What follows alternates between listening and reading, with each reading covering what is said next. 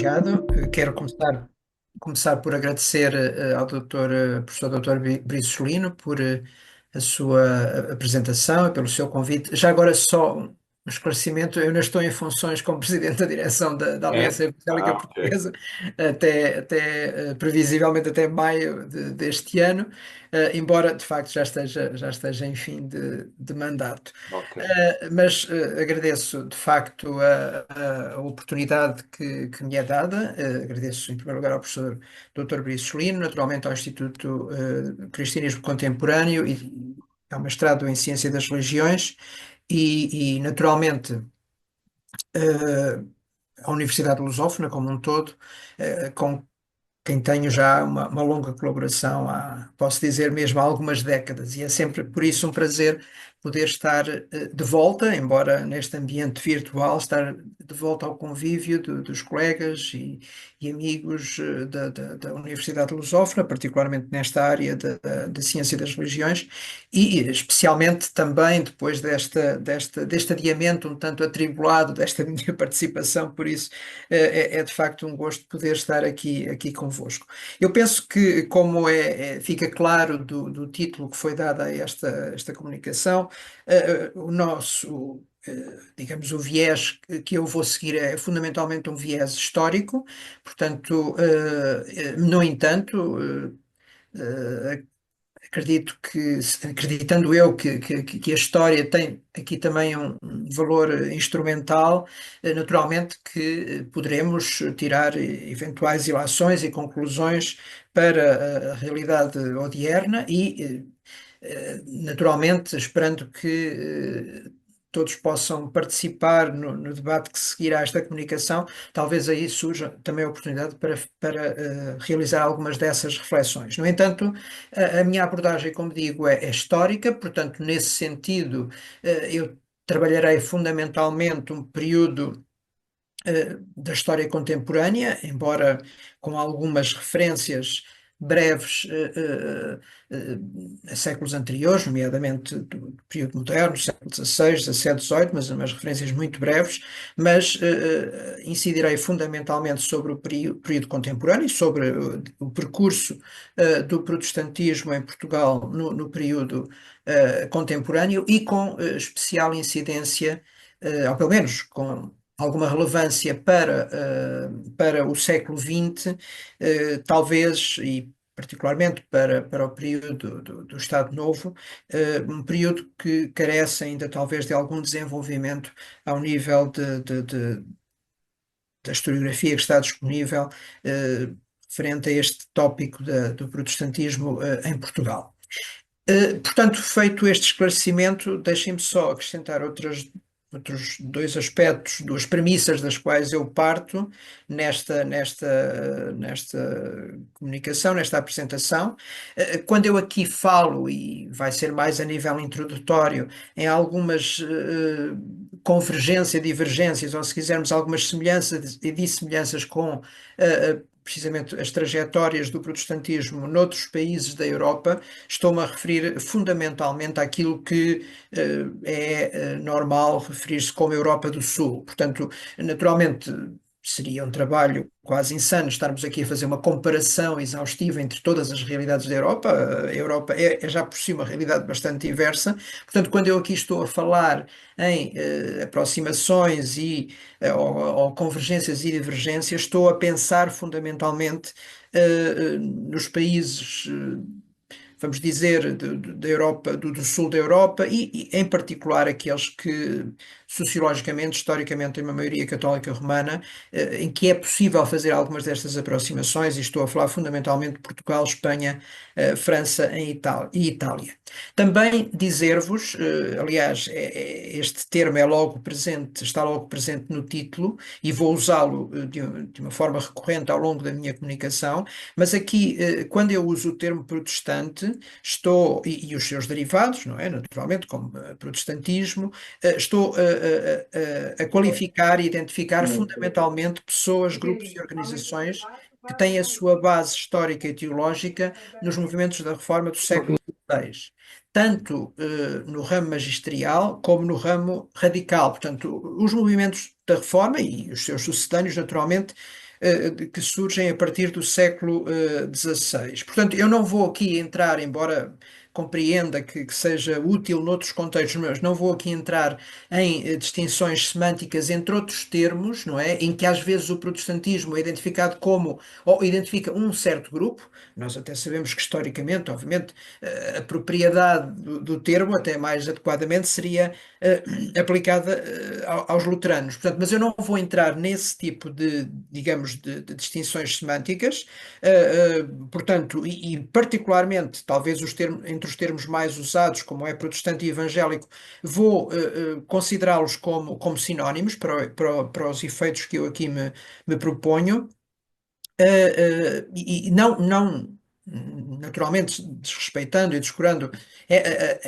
aliás tenho também procurado refletir sobre já uma comunicação que aqui há uns anos fiz no Congresso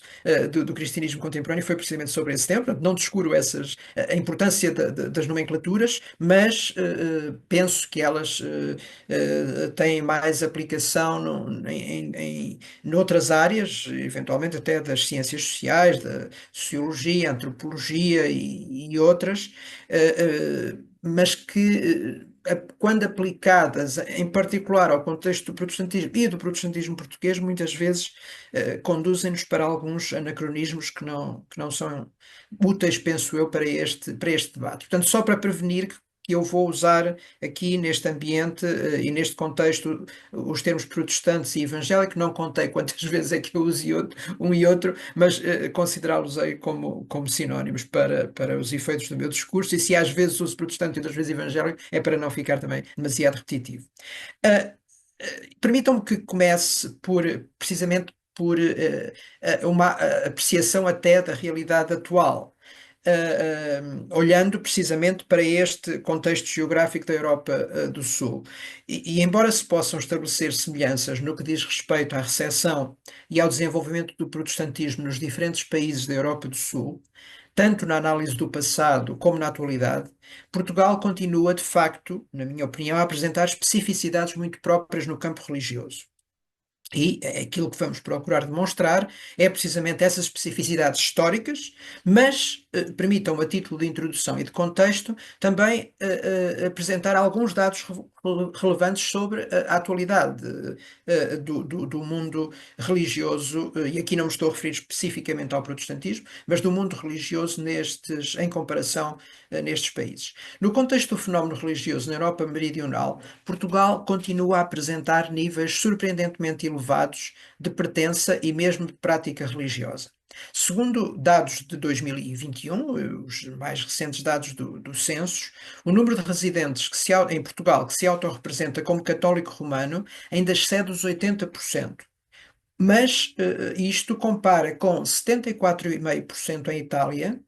mas ainda com maior contraste com os 52% da vizinha Espanha, semelhantes aos 48% em França. Portanto, nestes países, nota-se claramente que o secularismo tem causado muito maior erosão no espectro religioso, em particular no campo cristão, e em particular em países que, historicamente e sociologicamente, tinham, e aqui é com propriedade que eu posso dizer, tinham a maioria católica romana, já não apresentam, não é? Particularmente, como eu disse, em países como, mesmo na catolíssima Espanha, não é? Ou em França, onde os dados são já próximos dos 50%. Outra dissemelhança tem a ver com o facto de, em Portugal, as minorias cristãs serem claramente o segundo grupo religioso no país, com quase 5% dos residentes no caso de Portugal, sendo que cerca de metade destes autorrepresentam-se como protestantes e evangélicos. De referir, apenas uma precisão, mas neste último censo de 2021, particularmente um grupo como os Testemunhas de Jeová já apareceu isolado, e depois temos também os ortodoxos e uma designação que encontramos ainda no censo, que é outros cristãos. Portanto, mesmo assim, portanto, 5% dos residentes são cristãos. não católicos, neste caso, enquanto os muçulmanos correspondem, por exemplo, e dou isto apenas como termo de comparação com outros países desta Europa meridional, correspondem a menos de 0,5% da população. Ora, em Espanha, os islâmicos correspondem a 4,9% da população e em França, 4%. Portanto, em França até são menos do que em Espanha, em que isso torna o Islão claramente o segundo maior grupo religioso, enquanto em Itália, com 3,7%, os muçulmanos constituem o terceiro grupo religioso, mas um pouco atrás de grupos cristãos não católicos, embora substancialmente superiores aos protestantes evangélicos no país. Portanto, o que é que eu quero demonstrar aqui? Portugal, nesse aspecto, continua a ter, de facto, uma diferença, uma divergência com outros países da Europa meridional, vamos dizer, católica, porque nesses países, ao contrário do que acontece em Portugal, é o Islão que é o segundo grupo religioso, e não os protestantes evangélicos, como é o caso de Portugal, ou mesmo, se quisermos, outros cristãos.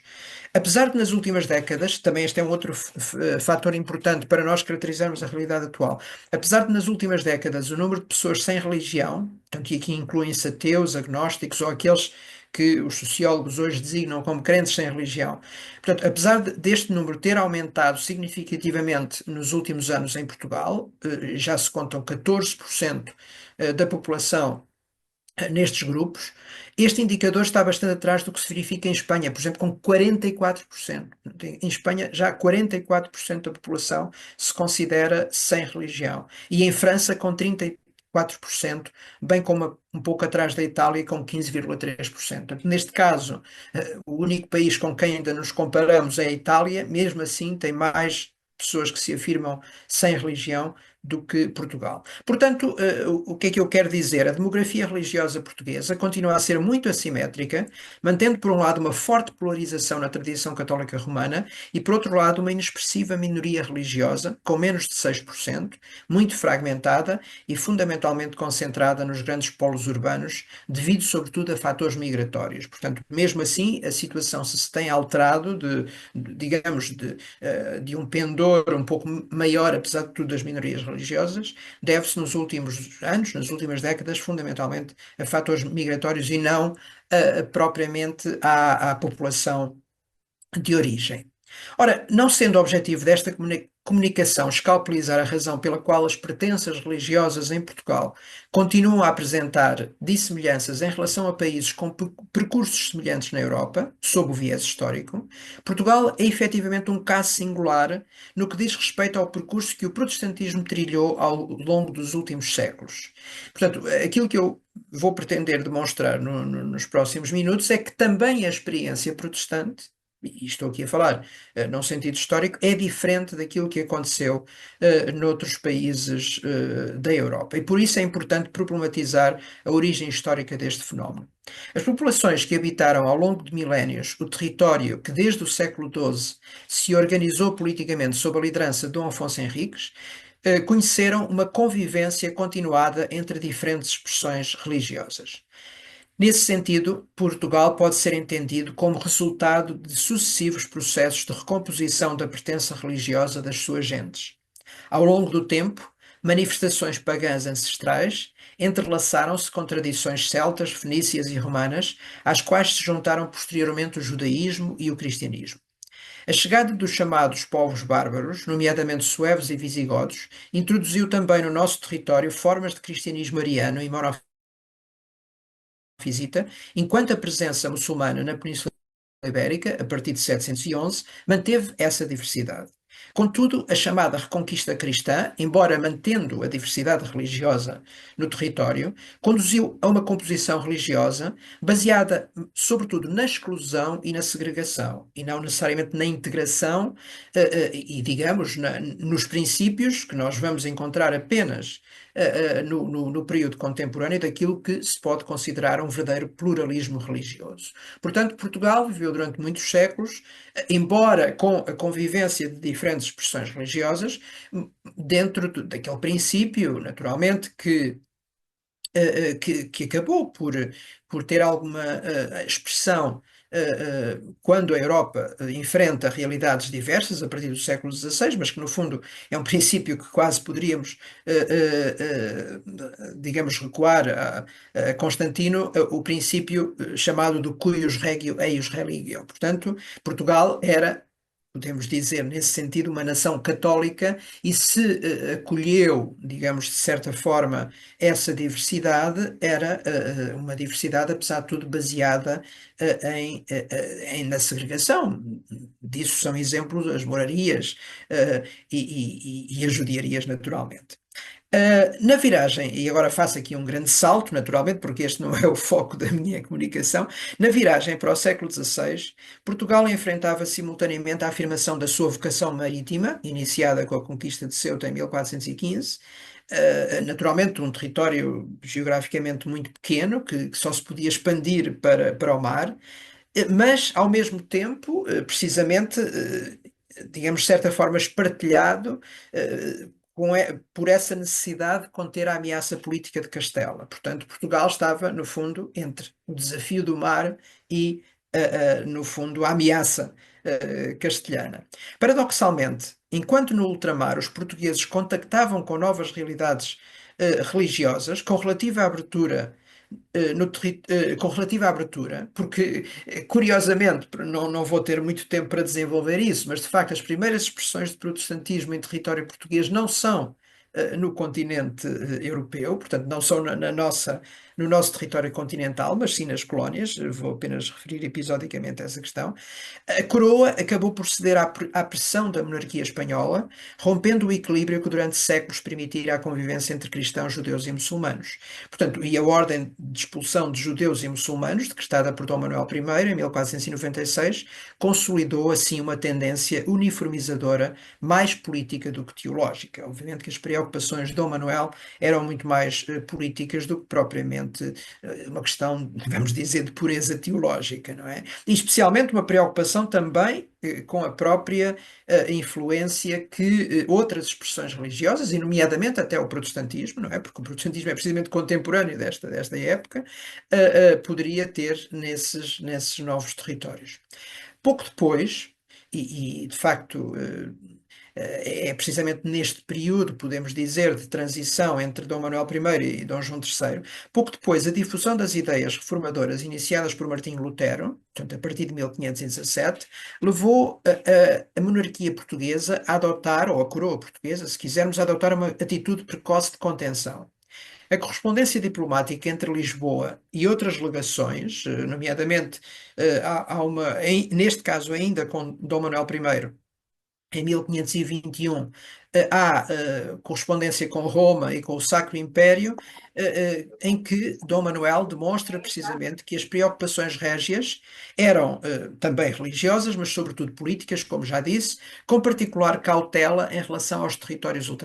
ultramarinos. A centralização dos meios de produção literária, a forte religiosidade social e a eficácia repressiva da Inquisição, instituída em 1536, mas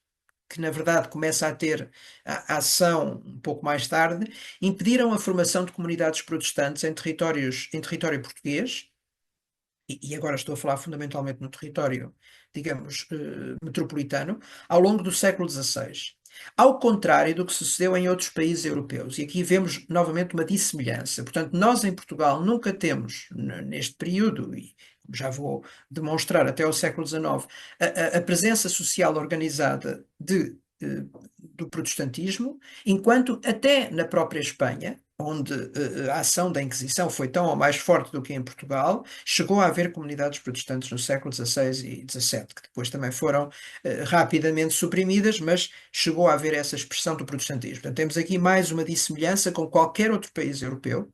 Claro, já não falo naqueles onde a reforma foi mais presente, mas em qualquer outro país europeu, em Itália, em França, naturalmente, por maioria de razão, houve formação de comunidades protestantes, algo que não aconteceu em Portugal. Ainda que tenham existido alguns casos isolados de portugueses associados ao luteranismo ou influenciados por correntes da Reforma, a repressão incidiu sobretudo sobre estrangeiros, pelo que não se verificou, como eu já disse, a presença social organizada de forma duradoura. Nestes séculos iniciais, o Santo Ofício estava mais preocupado com os judeus e outras heterodoxias,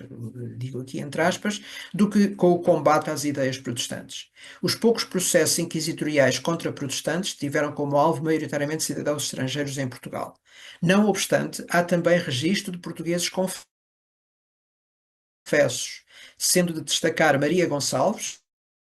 a primeira mulher associada ao luteranismo, por criticar a hóstia e pintura de santos, o que muitas vezes não era necessariamente um sinal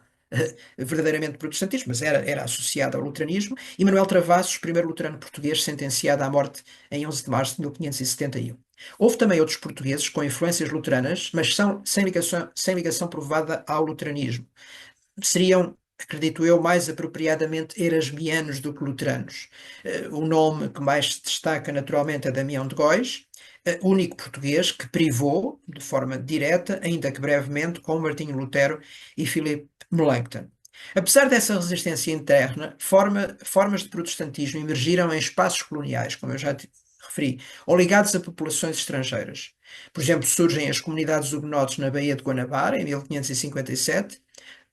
também comunidades resultantes da presença dos calvinistas neerlandeses no Nordeste brasileiro, entre 1630 e 1654, e núcleos protestantes no Extremo Oriente, que ilustram bem essa realidade e essa presença protestante em contexto ultramarino. De facto, é aqui no Extremo Oriente que se formam comunidades de língua portuguesa, a partir do primeiro quartel do século XVII, sob o patrocínio da Companhia das Índias Orientais, portanto neerlandesa, em Malaca, Batávia, atual Jacarta, e outras paragens, e também outras comunidades de língua portuguesa sob a direção de missionários luteranos alemães enviados para a costa de Coromandel, na Índia, portanto em Tranquebar, pelo rei Cristiano IV de Dinamarca. Portanto, embora seja, digamos, uma missão encomendada pelo rei de Dinamarca, são alemães, são teólogos e missionários alemães que acabam por ali exercer a sua missão. É, aliás, neste contexto geográfico, cultural e religioso que surge a primeira tradução da Bíblia para a língua portuguesa, com a edição do Novo Testamento em 1681, que, como é bem conhecido, foi realizada por João Ferreira de Almeida. João Ferreira de Almeida. Este facto torna também esta tradução singular, pois é a única Bíblia vertida numa das principais línguas europeias em contexto colonial. Portanto, aqui temos mais digamos, uma singularidade do protestantismo português, uma vez que a tradução da Bíblia ocorre não no território de origem dessa língua, nem tampouco, eu já tenho dito isto em vários contextos, e chamam-me sempre a atenção do facto da conhecida versão de Reina Valera em espanhol ter sido finalizada fora do território espanhol propriamente dito. Mas é diferente, porque mesmo assim foi finalizada na Europa. Portanto, agora, em contexto colonial fora da Europa, é o único caso e por isso aqui temos mais uma singularidade e por isso uma diferença com outras realidades europeias. Paralelamente, após a restauração de 1640, estabeleceram-se também capelas protestantes destinadas a comunidades estrangeiras. Em Lisboa, primeiro, a neerlandesa, em 1641, a inglesa, em 1646, a germânica, em 1761 e, só mais tarde, já no século XIX, a escocesa, em 1866. Há também comunidades britânicas no Porto e no Funchal, mas sempre resguardadas do espaço público. Portanto, assim, e avanço porque o tempo vai passando e eu quero chegar ao ponto principal. Assim, durante cerca de 3 séculos, o protestantismo permaneceu percepcionado como religião de estrangeiros, sem verdadeira penetração entre portugueses. Portanto, a presença social organizada do protestantismo em Portugal apenas se consolida a partir do século XIX e sem nenhuma ligação, ou pelo menos sem uma ligação direta às tentativas anteriores que já aqui foram evidenciadas. É verdade que mais tarde a comunidade britânica, particularmente em Lisboa, também no Porto, vai ter alguma influência na formação, particularmente da Igreja Lusitana, Católica, Apostólica e Evangélica, a partir de 1880, mas podemos dizer que, de uma forma geral, não há uma ligação direta entre tentativas iniciais de protestantismo que eu referi e estas comunidades que surgem. Ao contrário de, e podemos discutir esta minha, digamos, não conclusão, mas esta minha ilação, mas eu digo que ao contrário do protestantismo sem reforma dos séculos anteriores, porque de facto não há uma reforma verdadeira do sistema, digamos, religioso em Portugal, portanto, ao contrário de um protestantismo sem reforma, portanto, há episódios de protestantismo, mas não há uma reforma, o país conhece então aquilo que eu chamo de uma reforma sem protestantismo, no sentido próprio do termo, de que é a maior evidência o facto de não termos propriamente uma presença luterana significativa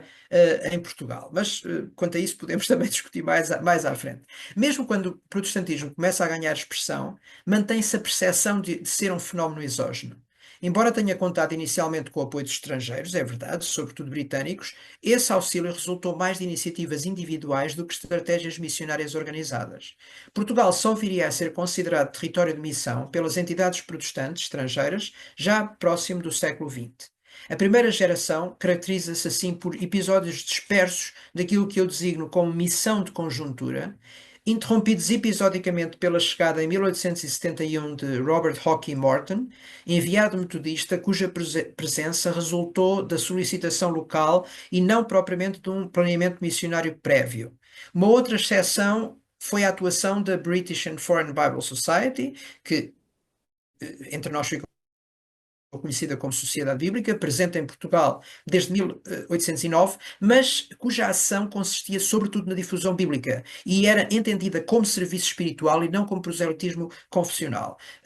Aliás, este é um grande debate que se vai passar entre quem está no terreno em Portugal, alguns deles agentes, até comerciantes britânicos em Portugal, e a própria sede da Sociedade Bíblica em Londres, porque nós sabemos que na prática a ação dos chamados colportores contribuiu para a formação de comunidades protestantes, mas não era essa a intenção, temos que dizer, da sociedade bíblica, porque via a distribuição da Bíblia como algo para todos e que não tinha propriamente uma função de proselitismo em si mesmo, ou como intenção que se formassem novas comunidades protestantes. Neste processo, podemos dizer que o marco decisivo acaba, para o que se pode considerar a formação de um protestantismo institucional em Portugal ocorre a partir de 1834, com a chegada a Lisboa do andaluz Vicente Gomes e Torrar e o consequente surgimento em Lisboa da primeira expressão protestante organizada. Antigo cônego espanhol, influenciado por ideais liberais, Gomes refugiou-se sob proteção britânica em Gibraltar, antes de se fixar em Lisboa, onde iniciou atividade médica e religiosa sem apoio institucional formal. A inauguração em 1839 de uma capela protestante assinala o início visível do movimento. Após um período inicial de tolerância, a legislação penal de 1852 conduziu à proibição dos cultos e à dispersão da comunidade, que ainda assim subsistiu até 1870. Gomes faleceria poucos anos depois, deixando estabelecido o primeiro núcleo protestante nacional. E depois, eu vou abreviar agora um pouco o que tinha aqui para vos dizer, mas isto é conhecido, esta parte, digamos, da história do protestantismo está mais estudada, portanto, a partir de 1870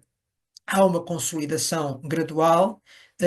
surgem templos, escolas dominicais e diárias, associações juvenis voltadas para a formação espiritual, intelectual e física, sendo de destacar o importante papel que teve a organização britânica e depois mundial Young Men's Christian Association, o IMCA, que em Portugal ficou conhecida como União Cristã da Mocidade e mais tarde Associação Cristã da Mocidade. Paralelamente, o protestantismo português também se aproximava do movimento internacional das alianças evangélicas. A primeira aliança evangélica foi criada em Londres em 1846 e a verdade é que após algumas adesões individuais, aliás, o próprio Vicente Gomes e Torrar, que eu referi, foi membro da Aliança Evangélica de Londres, mas depois de algumas adesões episódicas, a Conferência de Madrid de 1878 cria a Aliança Evangélica Hispano-Lusitana. E logo no ano seguinte, em 1879, começa a realizar-se em Portugal, entre as igrejas evangélicas, a Semana Universal de Oração, que se torna a iniciativa mais duradoura da comunidade protestante nacional, que se mantém até aos nossos dias. As forças externas que olhavam para o protestantismo como um movimento desnacionalizador e por isso pernicioso à sociedade portuguesa, mas também a pluralidade idiosincrática do universo reformado, tendencialmente cis-paritário, só foram aparentemente ultrapassadas, e digo isto ao nível formal, em 1909, com a criação de uma federação que agregava as igrejas então implantadas no território português e que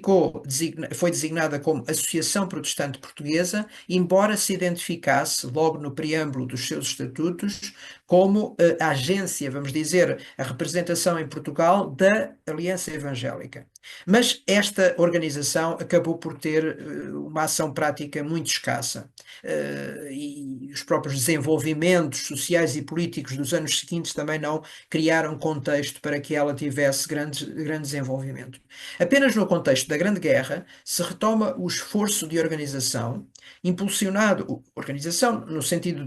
de federação do movimento protestante, impulsionado por João Marques da Mota Sobrinho, um missionário presbiteriano proveniente do Brasil, embora nascido em Portugal. Esse processo conduz à definição das bases da futura Aliança Evangélica Portuguesa, em 1919, e à reunião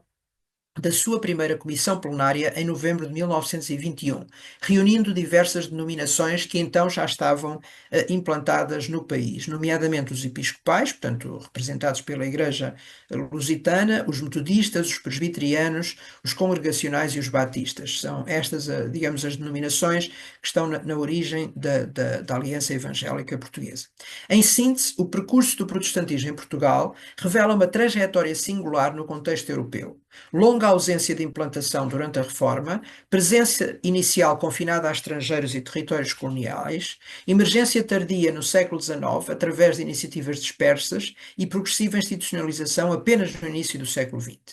Esta evolução explica simultaneamente a fragilidade numérica, a persistente percepção de exterioridade, ou como eu dizia, de ser um fenómeno exógeno, e a configuração própria do protestantismo português, cuja compreensão é essencial para interpretar os desenvolvimentos políticos, sociais e religiosos das décadas subsequentes. Permanece ainda amplamente por realizar um levantamento histórico aprofundado, sistemático e metodologicamente consistente acerca do desenvolvimento das dinâmicas internas e organizações evangélicas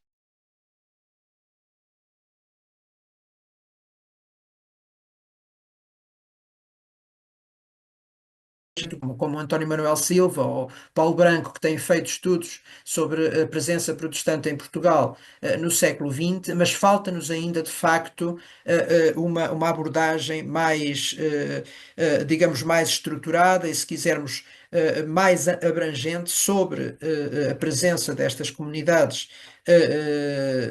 durante todo o século XX, porque o século XIX até está relativamente bem estudado e a transição para o século XX, mas particularmente, como eu digo, durante o período do Estado Novo. Obviamente que também não é minha pretensão, muito menos presunção, fazer esse contributo agora no contexto desta apresentação, mas fica aqui o desafio para juntos continuarmos a refletir para esta interpretação que penso que é bastante necessária. E passo então agora para este período que eu penso que não está ainda tão estudado. Se por um lado o golpe militar de 28 de maio de 1926 trouxe algum grau de pacificação à sociedade portuguesa, após várias décadas de conflito, iniciadas ainda durante a monarquia liberal e culminadas na implantação da República a 5 de outubro de 1910, é igualmente verdade que a consequência de longo prazo dessa ação militar foi a cristalização de um regime político de natureza autoritária. Tal conduziu ao estabelecimento de uma ditadura civil, mas que contou de forma consistente com o apoio militar ao longo dos seus quase 50 anos de duração. Este novo regime, com estreitas ligações às forças derrotadas pelos republicanos, firmemente anticlericais, restabeleceu a presença institucional e social da Igreja Católica, marginalizada desde 1910. Embora o novo governo não tenha instituído mecanismos jurídicos específicos de repressão ou de perseguição contra minorias religiosas, que nesta altura eram constituídas quase exclusivamente por igrejas e organizações protestantes, a sua natureza restritiva das liberdades, direitos e garantias individuais e coletivos, não só no plano religioso, mas enfim, de todos os tipos, dificultou naturalmente o crescimento de expressões religiosas não alinhadas com o seu ethos ou com aquilo que considerava ser a tradição religiosa da sociedade portuguesa. Acresce que este regime autoritário, ou que com este regime autoritário, ressurgiu um espírito coletivo profundamente enraizado, sobretudo em meio rural, que percepcionava a diferença, religiosa ou outra, como uma ameaça à unidade nacional. Sentimento promovido principalmente, e no caso desta questão da diferenciação religiosa, por setores do clero católico. Porque muitas vezes, como eu disse, não era propriamente, não havia mecanismos como aliás houve no caso da ditadura espanhola, do Estado, mas criava-se um ambiente de sectarismo e que de facto acabou por ser muitas vezes percepcionado e era como uma perseguição, podia não ser política, mas acabava por ser social. Tal disposição refletiu-se de forma consistente no discurso político, uma vez que o regime se alinhava com o espírito nacionalista que permeava numerosos países europeus da época. Do ponto de vista jurídico, a proteção governamental concedida à Igreja Católica tornou-se ainda mais evidente após 1940, com a assinatura da Concordata entre a Santa Sé e o Estado português. Este acordo conferiu à Igreja Católica privilégios quase exclusivos, não apenas em Portugal continental, mas também nas colónias africanas e mesmo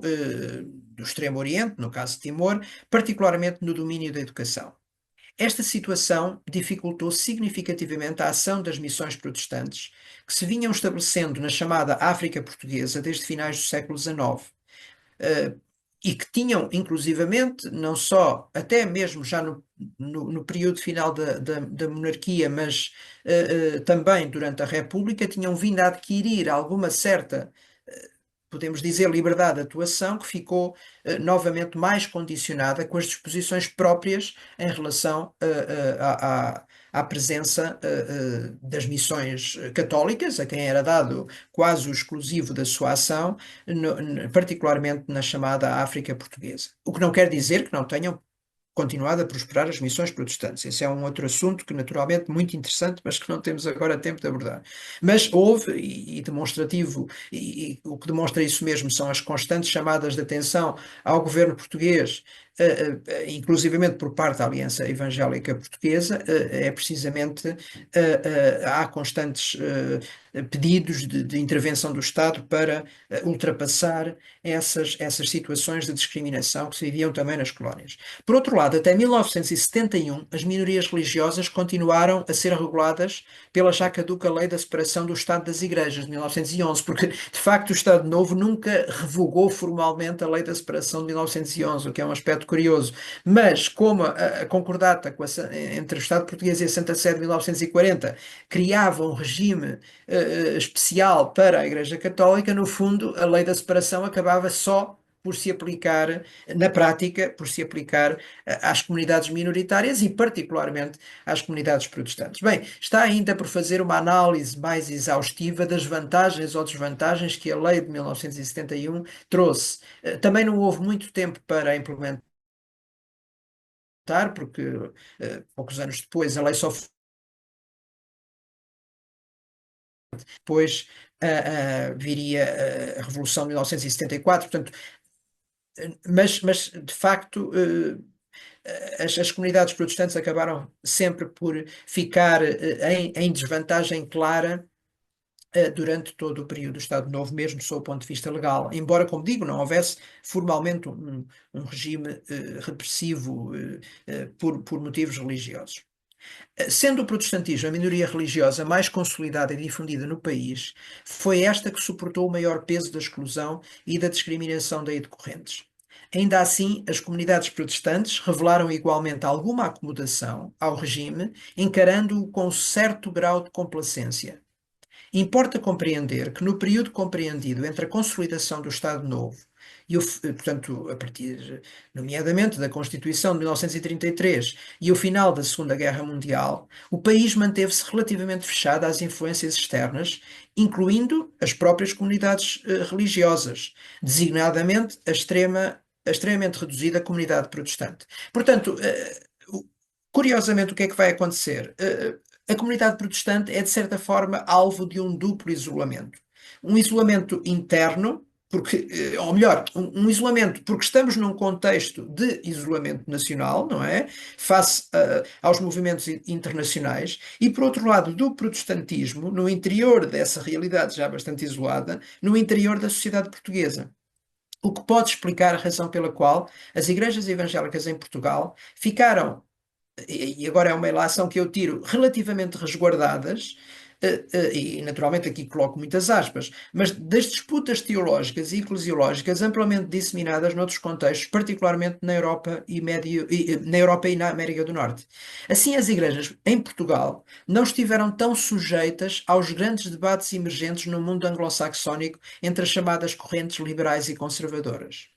É verdade que este cenário começa a alterar-se substancialmente com o fluxo de missionários estrangeiros a partir do final da década de 1940, portanto, claro, depois da Segunda Guerra Mundial, sobretudo provenientes de organizações e denominações norte-americanas, brasileiras e europeias, que trouxeram consigo as divisões doutrinais que se vinham intensificando desde o início do século, mas particularmente após a criação do Conselho Mundial de Igrejas em 1948. Não surpreende, portanto, que as ideias em debate no plano internacional também tenham circulado em Portugal, sendo do conhecimento dos líderes evangélicos. Todavia, a posição frágil da comunidade perante o Estado e o seu relativo isolamento poderão ter permitido que as principais comunidades protestantes permanecessem unidas sob a égide da AEP até ao início da década de 1970, situação possivelmente singular no contexto da Europa Ocidental. Portanto, esta é uma outra singularidade a que eu chego, porque de facto há. Talvez aqui, não vale a pena agora estarmos a fazer provavelmente juízos de valor ou de intenções, mas talvez por um pragmatismo que eu acho que foi útil para a comunidade protestante em Portugal, mas por um pragmatismo no sentido de não desculpem o coloquialismo, mas não levantar moscas que estão a dormir, quer dizer, achou-se, esta é a interpretação a que eu chego, achou-se que provavelmente o debate teológico não era importante para uma situação de relativa unidade. Quando eu digo unidade, digo nesse contexto institucional, nomeadamente a Aliança Evangélica Portuguesa,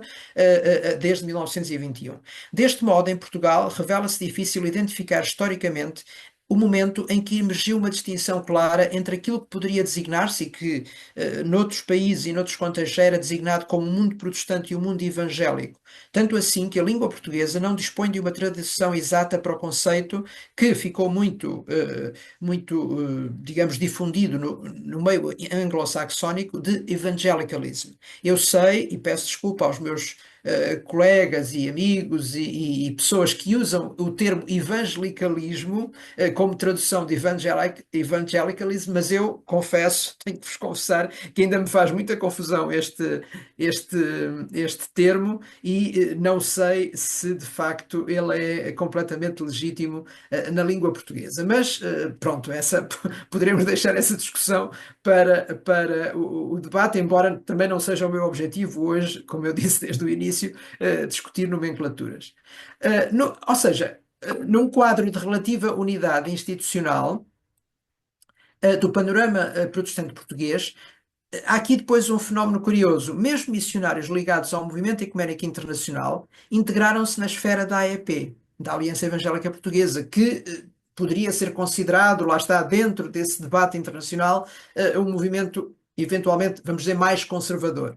Ao contrário do que sucedia na América do Norte e na maioria dos países europeus, tais distinções na origem não afetaram a cooperação entre as igrejas protestantes portuguesas. Tal tornou-se evidente em diversas iniciativas, geralmente mais alinhadas com o setor conservador nos Estados Unidos, mas amplamente acolhidas no contexto português. Eu cito aqui apenas alguns exemplos. Por exemplo, a chegada a Portugal de duas organizações que ainda hoje existem no nosso país, o caso da Aliança Evangélica.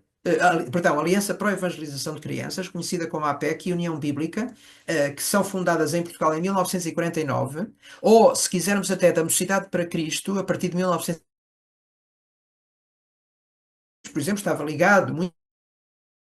ligada ao movimento de Billy Graham, que são movimentos largamente aceitos pelas igrejas, mas que são em Portugal aceitos de maneira relativamente transversal por todas as igrejas protestantes, independentemente dessa separação que noutros países já se verificava. Por outro lado, também acontecia ao contrário. Movimentos associados ao ecumenismo internacional, como ramos portugueses da ACM, desde 1894, e da World Student Christian Federation, que em Portugal deu origem ao movimento académico cristão, foram igualmente aceitos e integrados por todas as igrejas. Que, como digo, portanto, noutros países eram movimentos associados, se quisermos, ao movimento ecuménico ou a outros grupos. Bem, eu sei que já estou a exorbitar o meu tempo, mas deixem-me só chegar então à conclusão. Importa, contudo, assinalar que até a década de 1960 não existia formalmente um organismo que pudesse ser considerado uma verdadeira federação de igrejas evangélicas com deliberações tomadas pelos respectivos representantes. Não esquecer que a Aliança Evangélica Portuguesa era uma organização de pessoas individuais. Portanto, e apesar dos debates intensos no seio da AEP desde o final da década de 1940 e debates entre defensores da manutenção de uma base de membros individuais e aqueles, por outro lado, que propunham uma estrutura representativa, prevaleceu mais uma vez a facção mais pragmática, com um argumento de que a alteração dos estatutos da AEP poderia conduzir à sua dissolução pelo governo ditatorial português. Igrejas com estruturas de governo sinodal, como a presbiteriana, a metodista e a episcopal, contestaram essa base exclusivamente individual de filiação e, não vendo satisfeitas as suas reivindicações, constituíram o Conselho Português de Igrejas Cristãs a 10 de junho de 1971, claramente alinhado com o Conselho Mundial de Igrejas. Contudo, mesmo após a criação do COPIC, alguns membros das igrejas que integravam esta organização permaneceram membros individuais da Aliança Evangélica Portuguesa e profundamente envolvidos nas suas atividades. Aliás, é aqui importante mencionar o caso de Augusto Esperança, que foi secretário-geral da Sociedade Bíblica desde 1969, mas que foi simultaneamente presidente da Aliança Evangélica entre 1967 e 1962, um reconhecido pastor da Igreja Presbiteriana, que é uma das fundadoras do Conselho Português de Igrejas Cristãs, mas que é, em simultâneo, exatamente no momento em que é constituído o COPIC, é o presidente da Aliança Evangélica Portuguesa. Portanto, eu concluo que assim o COPIC não se entendeu como movimento secessionista, antes reivindicando preencher uma lacuna existente desde a formação das primeiras comunidades protestantes em Portugal, mais de um século antes. Pronto, e eu dava aqui exemplos de que, de facto, continuou a haver, durante vários anos, mesmo já depois da criação do COPIC, uma participação de membros das igrejas do COPIC em iniciativas da Aliança Evangélica Portuguesa. Portanto, mesmo essa distinção que hoje se faz como dois organismos representantes de igrejas protestantes, embora com digamos, com orientações diferentes, foi algo que só se veio efetivar ao longo dos anos seguintes. Vou mesmo saltar para a conclusão, dizendo que o surgimento de um protestantismo de expressão nacional veio trazer não só a disputa pelas crenças de todo um povo, mas acima de tudo a partilha de um território físico e geográfico, já que estes novos grupos, e estou agora a referir-me ao século XIX, precisavam de espaços para realizar o seu culto, mas também de um território espiritual e mesmo afetivo. Esta redistribuição dos espaços, com construção de novos lugares, ou se quisermos lugares alternativos no território português, não resultou apenas da imersão de novos grupos religiosos, mas também da perda da influência da estrutura eclesiástica dominante católica romana. Mas as frágeis e incipientes comunidades protestantes não tinham condições de seguir a lógica de territorialização da Igreja Católica consolidada ao longo de séculos, com uma presença hegemónica e com uma estrutura organizacional bem implantada, ameaçando assim a uniformidade territorial da nação. Destaque-se ainda que a difusão do ideário teológico e cultural protestante esteve intimamente associado ao processo de diferenciação religiosa a que o país assistiu fundamentalmente a partir do século XIX. Assim, enquanto o protestantismo do século XVI, na Europa Central e Setentrional, disputara os espaços já preenchidos, conquistando-os ou perdendo-os, o protestantismo contemporâneo em Portugal passou a conhecer no século XIX, que Portugal passou a conhecer no século XIX, contribuiu para dissolver os tecidos construídos ao longo de séculos de nacionalidade através de um efeito de penetração nos interstícios desses mesmos tecidos. Assistiu-se assim à construção de uma rede capilar de comunidades protestantes pouco uniforme e estruturada, muito baseada em núcleos familiares e noutros tipos de sociabilidade, mecanismo este que explica o processo de construção dos lugares protestantes no Portugal contemporâneo. E, portanto, termino e espero que tenha ficado claro que, de facto, acho que Portugal, ainda há muito para estudar nesse sentido, mas acho que Portugal, de facto, é um caso único, não só na sua, digamos, matriz religiosa atual, como também, particularmente, e foi aqui o que eu quis trazer à vossa apreciação, no percurso do protestantismo no nosso país. Muito obrigado e peço desculpa por ter tomado mais tempo do que inicialmente pensava. Muito obrigado.